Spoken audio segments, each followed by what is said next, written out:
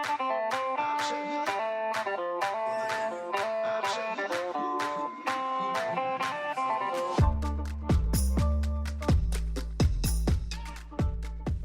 hey guys, today we're going to talk about the Wi-Fi Camp Pro 2 by Alpha Networks. Yesterday I did a video talking about wireless range extenders and hooking those up with wireless routers for a nice, elegant kind of camper RV solution if you have a lot of devices to manage. So in our house we have 5 people and 2 of those teenagers and an 8-year-old, so you can imagine we have about 15 to 18 devices at any given time connected. That's a nice, affordable, very affordable solution for that.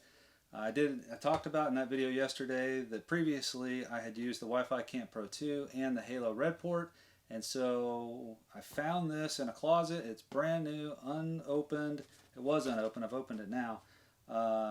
Complete system working that I forgot we even had. I bought it as a backup to the original one, and so I said yesterday I was going to do an unboxing, a setup. I talk about a lot of the gotchas and stuff that most people don't want to think about when buying one of these. So there's some hardware you may want to get to go along with it, some things to think about where you're going to put it above or below your roof line and why you may not want it above your roof line, and some solutions to kind of make that a more seamless transition. And we'll do the software setup. I'll do basically a full walkthrough on it and a full hookup. We're going to set it up on the camper. We're going to run the wire inside, and then I'll also do some of the software setup stuff. So it's also going to be a giveaway. So then I'll tear it all back down. I'll put it all back in the box, and we're going to do a social giveaway on it. You can check that link below. It's going to be on through our Facebook page. There'll be a contest tab there. You can check that out and sign up to win this thing. And yeah, it's about $150 value. So if you need one, this is definitely better than nothing to manage multiple devices and get you a little bit better range than just using your devices alone. So with that, we'll go ahead and get into the unboxing. Basically, what do we have? I'll put this aside too. Put this over there. Inside, when you open it up, the first thing you're going to see is, well, the first thing we're going to talk about is going to be the actual transmitter. So this is the thing that goes on the outside of the camper.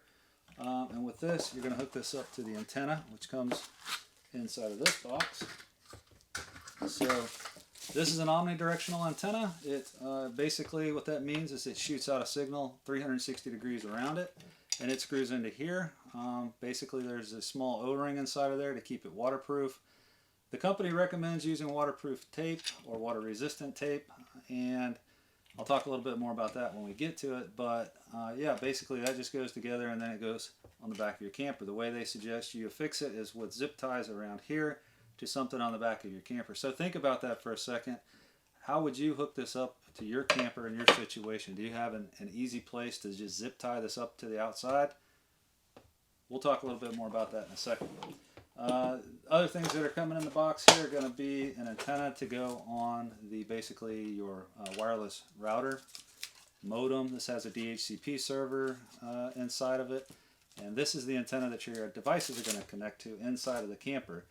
So if you think about this in the context of the video we did yesterday, this is the same thing as the range extender we talked about yesterday. This antenna would be the same as the one we talked about yesterday, which matches this. All your devices connect to here.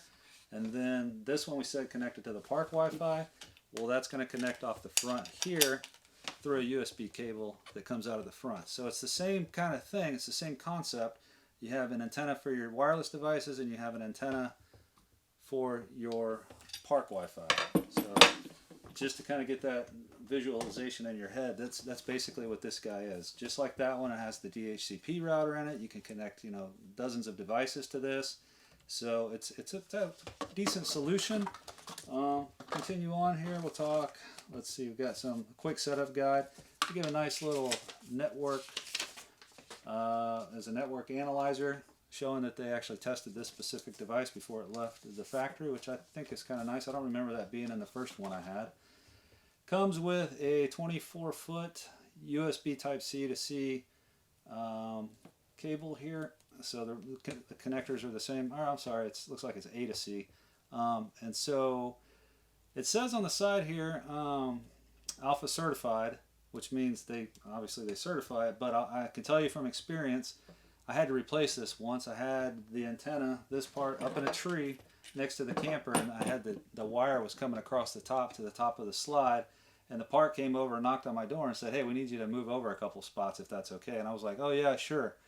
So embarrassingly, I pulled the slide in and I took off, and when I got to the next spot, I realized, oh heck, I forgot that was there. Fortunately, I had tied this to the tree, and so it just ripped the cable in half, completely in half, and the antenna, the antenna was left perfectly sitting in the tree right where I zip tied it, and there was no harm to this part.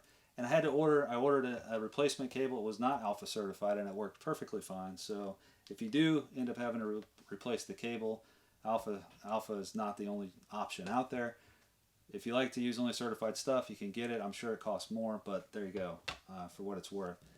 I don't know if you can go longer with this. 24 feet is what they put in the box. I would assume any further than that, you're going to start having some pretty bad signal loss on the voltage and the voltage drop. And at some point, it's going to stop powering this device. And the only way you would know that is there's one little dot on the front here that indicates you have power. Let's see, the zip ties, they do give you 2 zip ties. So wherever you put it the first time, hopefully you get it right. But you get 2 zip ties that come with it, and those are going to go through here. Kind of tight. It is a little tight, goodness. But it goes through there and then out over here. And so, like if you had a pole to put it on, let's just say this was a pole, you could put it on there and then tighten it down and you're strapped to it. So we'll go ahead and talk about mounting options for a minute. So I mentioned, think about where you would put this. How would you do that? What would you mount this to on your camper? Some people, I've seen people put it on their mirrors, their side mirrors on the front of their truck or camper or Class A. The most logical place that I could think of putting it was on my ladder. If you don't have a ladder, then you're probably in a travel trailer or something like that. And where would you put it? So now you're thinking, well, you may have to mount a pole to the back of the camper or something like that. We originally put it on our ladder though. So we put it on the ladder, and the first one I had was the red port, and the red port came with a nice stainless steel mount that you could, that instead of this plastic piece here, it had a stainless steel metal piece that you screwed this into right here. Exact same form factor. This is the exact same. They're almost carbon copies of each other, but they're completely different companies. Presumably the same manufacturer in China, just with different options and configurations. So anyway, this screwed onto that stainless steel piece. It was very hardy, and then there was another piece on there, excuse me, that could adapt to something like this. And so we basically had it on adapted to this thing, and then this is a heavy duty marine grade stainless steel chunk of metal that you can easily, all you got to do is loosen this here, and you can point it in another direction, and then you can lock it back down. So what we did is we would have this onto the ladder, and then we would, to put it up, we would go like this, and then off of that was the antenna. And so this was right near the roof line, and so what that allowed was that we could have the antenna above the roof line when we were in a park, and then when we got ready to go, we just dropped it down. And the reason we did that was because the first time we took off from a park with the halo attached up there, we snagged a tree, and about 3 times since then we've snagged trees with the antenna because we forgot to put it down, and it broke the shell of the plastic on here and stripped some of the threads out. We were able to get it back onto that piece, and then we just duct taped it on, but then again 3 more times and it ripped off.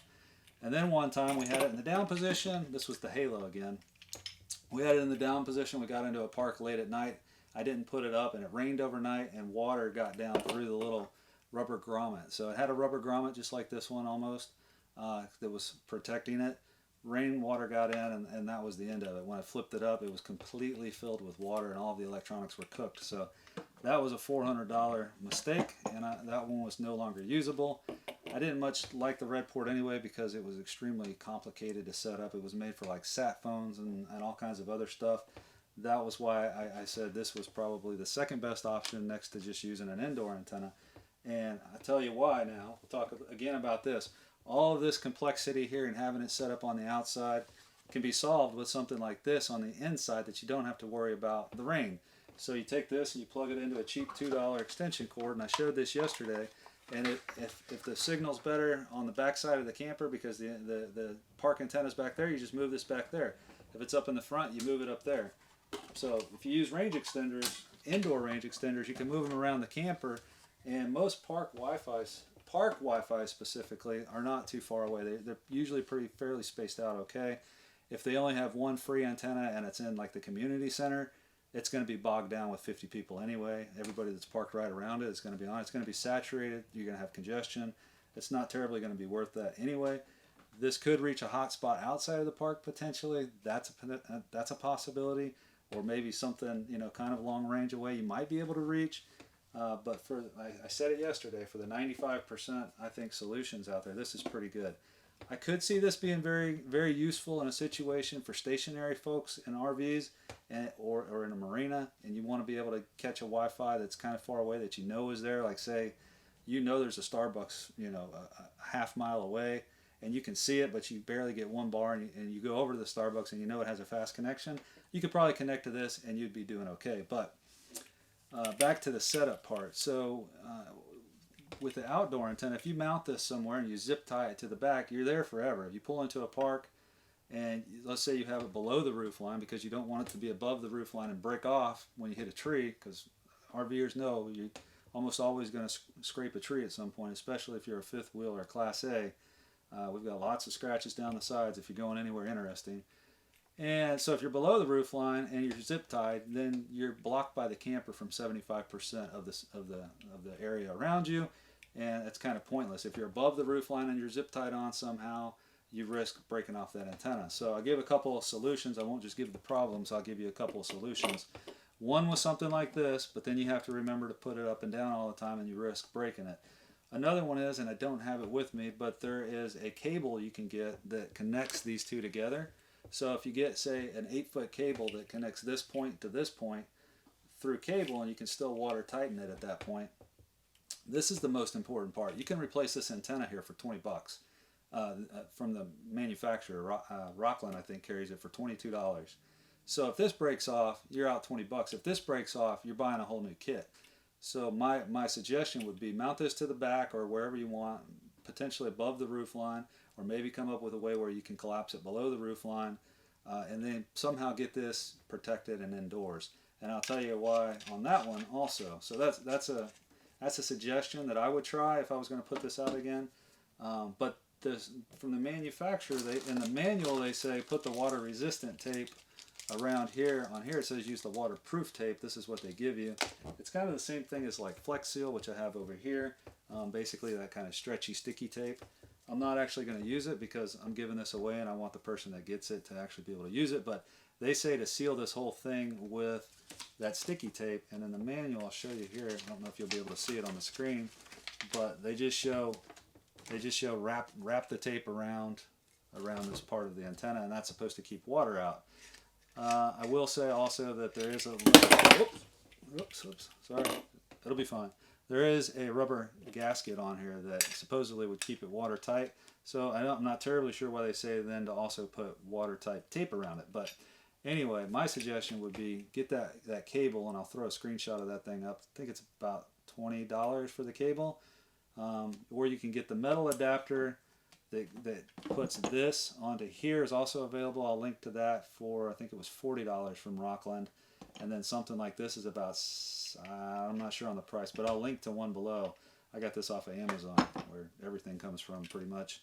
So if you can get this indoors, out of the elements, then you don't have to worry about water getting in down here. You don't have to water getting in here. Get one of those cables that go in between. I think that's a really good solution to protect your $150 investment here. Let's see, and while we're talking about antennas, I also have, I told you earlier this was an omnidirectional antenna, which means it sends the signal out 360 degrees. Alpha Networks offers a directional antenna, so this is by Alpha Networks. It's called 2.4 gigahertz 10 dBi panel antenna and female. So 10 dBi is a huge gain. Every 3 decibels is double the power basically in the antenna world. That's the rule. 3 dB equals double the gain. So double the gain 3 times, that's a pretty huge gain theoretically. I haven't actually used this one outside. I bought it to go with the kit, and when it came, I already had the other one fixed and I never installed it. So again, another unused item. This you can pick up also for about $25 from Rockland. And what the idea is, if you connect this either directly or through a cable, like I mentioned doing for the other one, you can point this directly at the antenna you're trying to get to. So if you know there's a good signal in that direction and you can get this pointed in that direction perfectly, not perfectly, just in that general direction, you're going to get a much better gain on the signal. But if there's a signal behind you and you have it pointed the wrong way, you're probably not going to get it at all. There are 5 mounting points on the back of here, and again, it's by Alpha, made for this specific type of setup. Well, it works with this specific type of setup. But again, if it's zip tied to something and you got this screwed on and you got that waterproof tape in there and you want to turn it, well, you gotta break that tape, or you got to turn the whole thing, which is zip tied, and you can't do that. So because once this is screwed together, it's pressure, and you get pressure on it, you can't turn. It's locked together. Here, I'll show you. So once it's together, it's like the coupler does it. It's like a pressure fitting. And once it's together, you can't turn those. It doesn't. It's not free turn. It's not free spinning. And so once you put the tape on there, you're permanent. So something to think about if you know for sure that and if you're in a fixed situation and you want to point directly at an antenna that you know is over there, or you want that flexibility, it's an option that's there for you. Okay, I think I beat up the antenna and the placement enough. Hopefully you found that valuable, because that's all experience talking right there. That's just from having to go through this learning pains myself, and yeah, hopefully it does something for you there. Also, it comes with a flat ribbon Ethernet cable, and the purpose for this would be to connect in the back. There's 2 Ethernet ports in the back of this router, or modem, wireless range extender, whatever you want to call it, and it basically turns it into so you can connect it to a laptop, and that's for configuration settings. So other than that, you've got a DC charger for if you want to use it with a 12-volt system, so that's kind of cool. I'll talk about the 12-volt for a second. On the back here it says 12 volts, 1 amps is what it draws.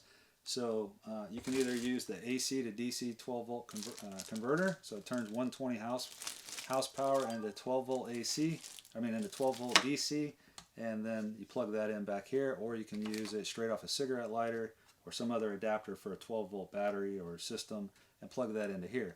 What that means at 12 volts, 1 amps is that this is a maximum of a 12-watt antenna.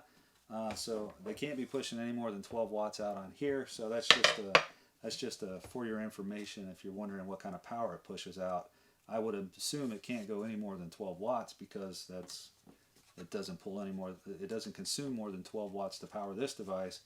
Assuming loss on that and loss on this, it's probably not going more than, I would guess, 5 watts.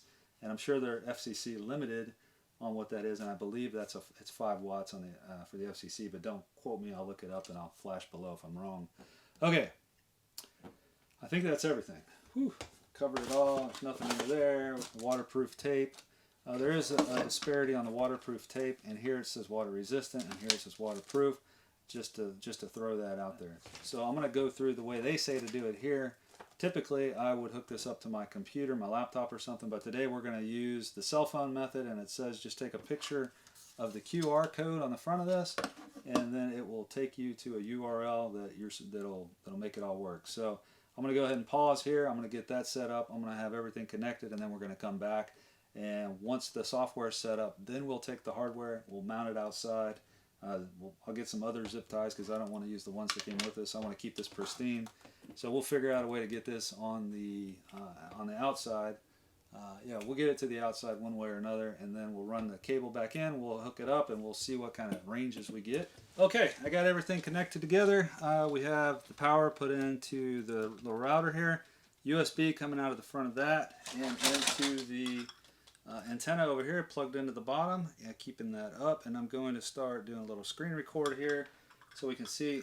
They specifically say, and they actually include a card also that says don't do it in the horizontal position, and then in their online stuff they say if you're this is like a typical test here, people will do this, but when you're in the horizontal position, because this is a 360-degree Omni, it comes out in a pattern much like this around the top, and so if you put it down like this, it's not going to get as good of a signal, so you're not going to get a very good test if you do it that way.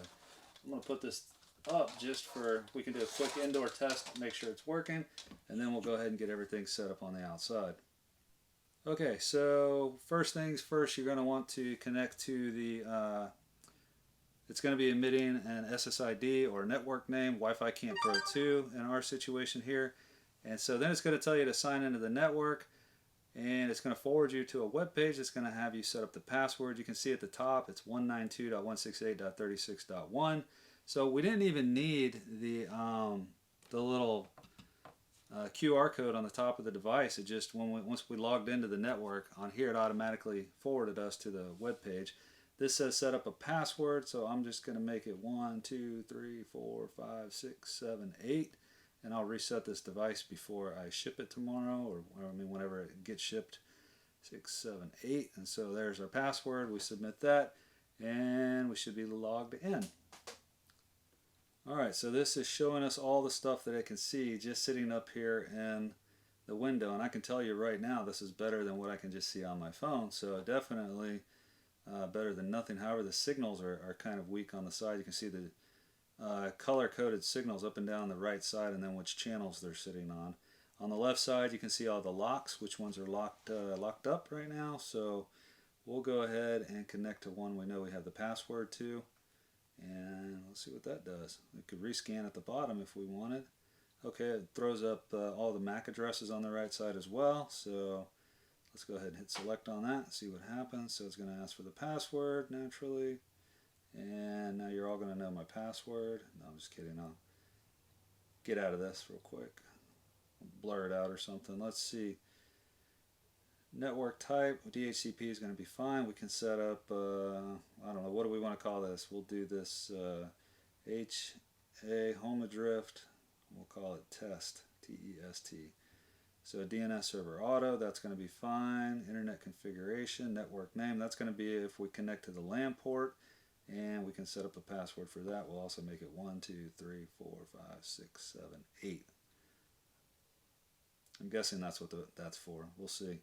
We'll call this, just so we know if there's a difference there, we'll do it HA, and we'll do test again, and then we'll put net for network. Alright, that should be, let's go back and just make that capital H. Then we'll say finish. That should be all we got to do for the setup. That was pretty easy. I haven't touched this network interface in probably at least 9 months, but like I've said multiple times, I do remember it being fairly easy to get into. So it says connected. We don't want to be connected to that one. We want to connect to, let's see if that network name that we changed it to is going to pop up in here now. There we go. So HA testnet. So that second one was the one that changed it to testnet. Alright, let's log into that and get some internet. We did 1, 2, 3, 4, 5, whoops, 5, 6, 7, 8. Yep, and connect. So we should be connected to that, which is connected to our home adrift, which I know has a good internet connection, so that should change to just connected. There we go, change to connected. So let's go ahead and, so we could do a speed test right now, but that would be kind of pointless because we're not in an optimal position, so we're not going to use that for comparative purposes with the indoor extender. So I'm going to go ahead and close this screen recording and completed. Okay, so now let's go ahead and set it up on the outside. We'll get it all hooked up. That was pretty straightforward. I said it before, this does have a pretty impressively simple setup. Compared to the Halo Red port, I would still be like Googling things, figuring out how to set that thing up. There's a reason it's not selling well, and it doesn't have great reviews on that one. This one does have pretty good reviews on Amazon, which is why I decided to give it an honest review and give it another check for range compared to the indoor solution. So, alright, let's go ahead and hook this up.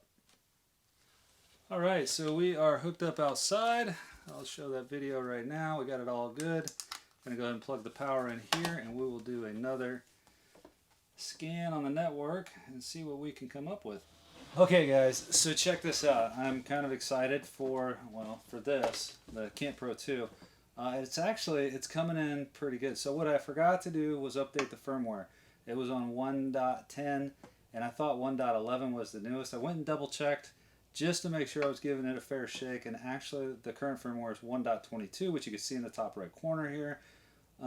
So check this out. We're going to go to easy setup again, And they've got this got kind of a refresh on this firmware. I don't know which one it was on, but on 1.22, it's considerably better looking than the last one. The last one just had a little kind of sliver there on the side.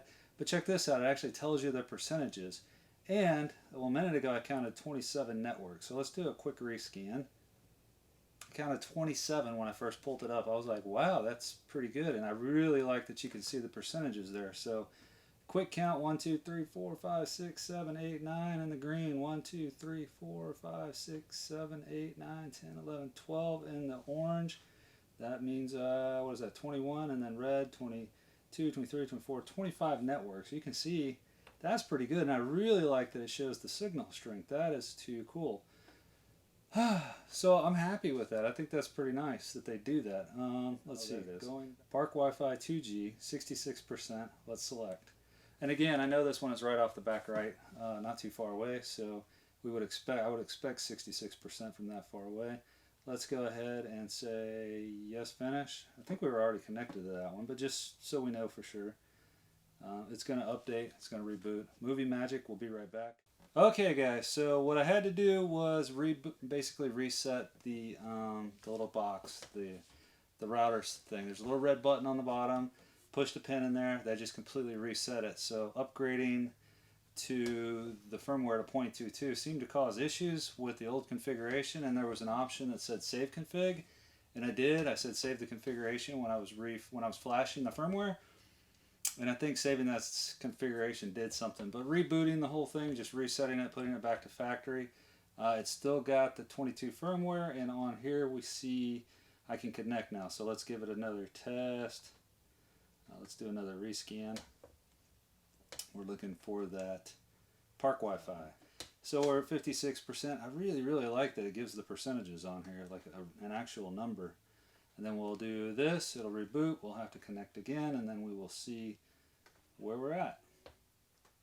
There we go, HTestNet, came back, connected, and now we'll go back to the browser.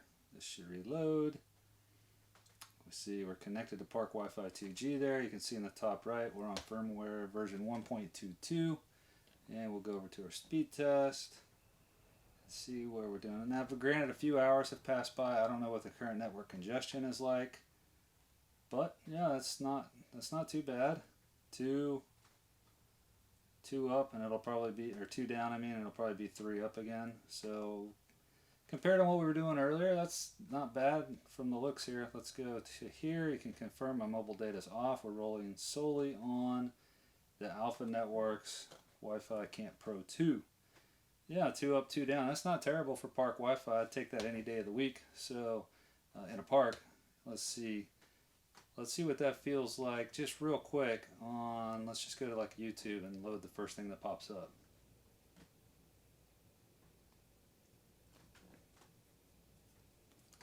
Oh gosh, what might be the first thing that pops up? Oh look, it's Will Prowse.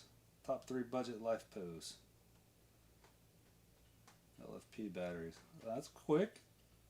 Ads always seem to load quicker. Did you guys notice that too? And then sometimes you get to the actual content, but no, look at that. That was super fast. Wow, let's see if we can skip around. So that's on park Wi-Fi, guys. I'm pretty darn happy with that. Reloading's good. That's a 2 meg connection. Like I tell people all the time, you can stream on 1 or 2 megs, no problem. They're like, oh, I need the 1,000 gigabyte connection from AT&T, you know. And I'm like, what are you doing? Powering like Google servers? Like a 2 meg connection is not terrible. You can stream stuff. We were living on a 5 meg stream with that Wi-Fi hotspot thing we had from AT&T. It was just, we always peaked at 5 megs, but we would be streaming like 3 things simultaneously, sometimes 4 or 5, and with very little lag or slowdown or buffering. So anyway, I'm happy with this. I'm actually surprised that it's as good as it did.